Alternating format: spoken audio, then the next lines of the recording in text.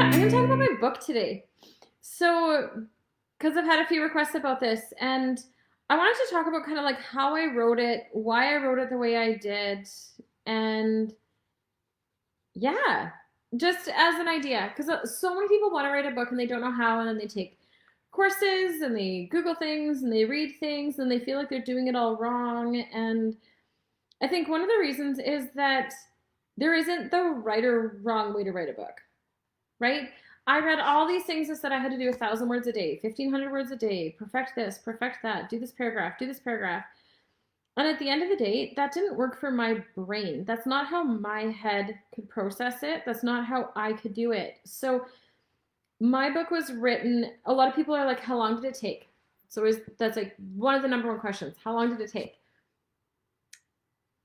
It's an odd answer, but I did this crazy trip to Nashville in 2014, where I put myself completely out of my comfort zone. You can read about it in the book, actually, for more details. And I went there and I wrote trauma. And I realized that for myself, I needed to be out of my comfort zone. I don't write in my comfort zone. So I can't write, supposedly it is, Kathy. I don't know. I've been told it is. I can't write in my comfort zone.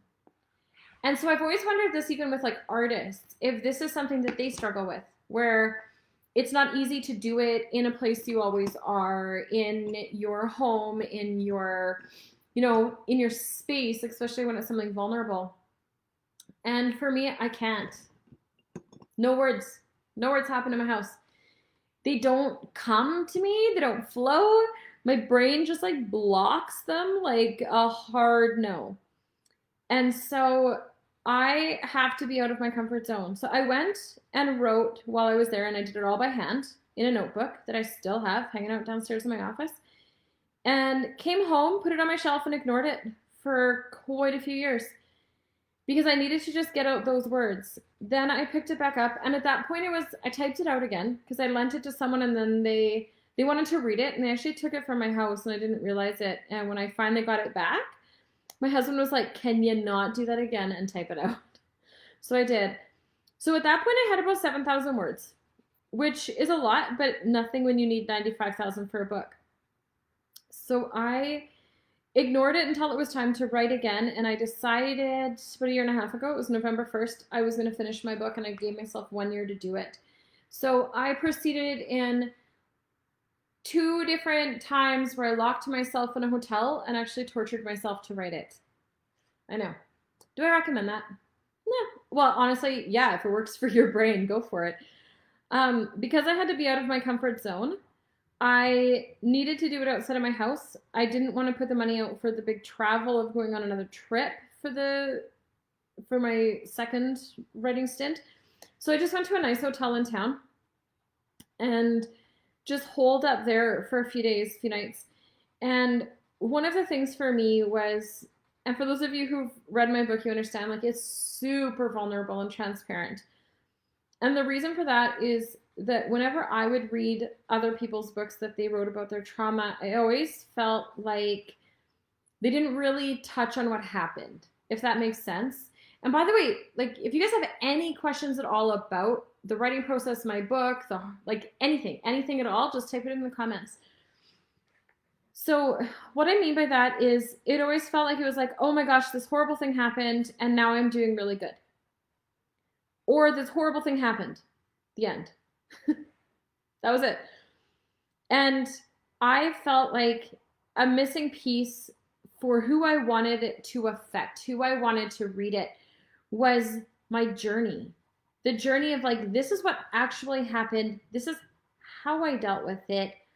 This was the before, during, and after of the whole situation. This was my journey to healing. So I write about how I failed at times. I write about how I fought hard for things and then I crashed, right? Like, that was so important to me to put that in there. The third thing I did was I wrote it just for me. I actually never wrote my book to sell. And I did that because I knew that as soon as I wrote it for anyone else to read, that I was going to filter it too much. And I would try to protect too many people, myself included, that I would not go into detail, that I would skip parts. because there was shame that might be attached to things, and I never, ever, ever wanted that. And so I wrote it for me, and then I edited, and not a lot came out. Not a lot came out.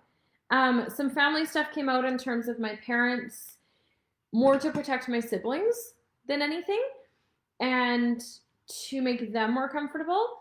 But I really didn't edit it. I wanted you guys to really like feel the raw, honest of me. And I think that's why people often say, like, you're exactly the same in real life or on your Facebook Live or on, you know, on a stage speaking or in coaching or any of those things, right? Any of those things. You're exactly the same as you are in your book. Like, it just feels like you're talking and telling your story to me over coffee. And that's really, really, really what I wanted. And so, yeah, I hope that comes across. One other thing that was really, really interesting was talking to people and all of the books that were out there and everything that went down and stuff. Most people, the books that I was reading were very much like when you read it, it felt like they were still living in their trauma and they were still in the middle of their pain. And I'd almost feel this weird, like, oh, when I'd read it because I'd feel so bad for them, but I'd be like, oh, I just want to help you. And then that would take away my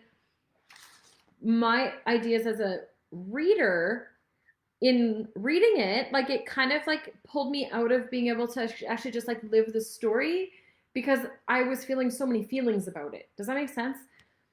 And that was one of the things that I really wanted to do as well, was I wanted to show like I've actually healed from these things. And I wanted people when they read it to, I always said, like, I wanted people to laugh, I wanted them to cry, I wanted them to see themselves in the stories and for it to give them hope for themselves, to empower them to heal, to help people feel seen. That was my biggest thing. And I said from day one, I was like, if one person reads this book and feels heard or understood or seen, or they actually just feel seen, then it made it all worth my while. But tell me, like, that was the most terrifying thing to put out. Wonder if they didn't believe it was true. I just can't imagine how it made you feel. Yes, it will make you laugh and cry for so. When I decided how I wanted it to be read, I had written out chunks. So it was like all of the abuse, all of like the mom and dad stuff, all of the, you know, health or whatever it was, the back, the aneurysm. And it was just like files, but it was just like a ton of words and in paragraphs.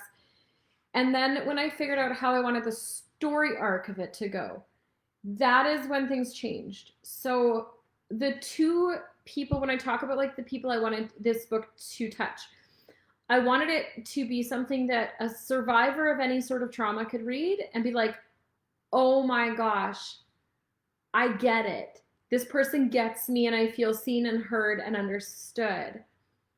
Right? Oh, Kathy, thank you. Right? You're why I wrote this book. The second person I wanted it for is people that don't understand trauma. So I wanted it to be something that someone could take and go, hey, you need to read chapter 2. You need to read chapter 4. You need to read chapter 9. It'll help you understand my brain better. Right? But that someone could pick it up and read like a chapter and have like a start and a finish. Right? And obviously it's all intertwined at the same time. But that was one of the ways that I wrote it, so that it could be like a choose your own adventure, but like choose your own trauma book. As bad as that sounds. So when I figured that out, then I went through the like, okay, I'm going to start it, but now I have to figure out how to, I can't just jump into crazy trauma. So I had like this timeline in my head of all these things, and I mapped it out that way by year because that just made the most sense to my brain to like chronologically follow it. And especially because so many things happen so fast that when you look at the dates on things, you can be like, oh my gosh, this was literally like year after year after year after year. There was huge, crazy things going on for her. And that was really powerful. So I needed that aspect of it. But then there's like that like get to know me section at the beginning, because I was like, people need to like get to know me a little bit first and feel comfortable with me before they can jump into book. And so that's when I had to like fill in some gaps. And then at the end of it, because I knew the book was super serious, right? But also hilarious and funny and laughter and all these different things. Then I was like, you know what? We need to laugh more. We need to laugh more. We need to have more humor in our lives. We need to have more of that. And I have had some of the most epic, embarrassing stories and moments happen to me of anyone I've ever met. Like, I have dealt with more guys. Seriously, like, I put a couple in there only because I was told by my editor not to put more. Like, I could write an entire book of embarrassing things that have happened to me. And I wanted that to be something about, like, learning to laugh in your shit, right? Like, learning to laugh in your pain, learning to laugh at the silly things, learning to laugh at the dumb things, and finding humor in it, right? And so then I added stuff like that at the back because at the end of the day, as much as it isn't my pain or my story, it still is me. And I wanted people to be able to, by the end of the book, feel like they knew me. And they knew me to such a deep level and such a core level that they had known me for years, right? And that's how I wanted it to feel. So I know people are often like, what was with like the funny chapters at the back, right? Like, what was with that? And I was like, yeah, but that's what gave you a whole insight into like me and my personality. I'm gonna let you guys go because I need to get ready for my next client. But thanks for hanging out. Bye, guys.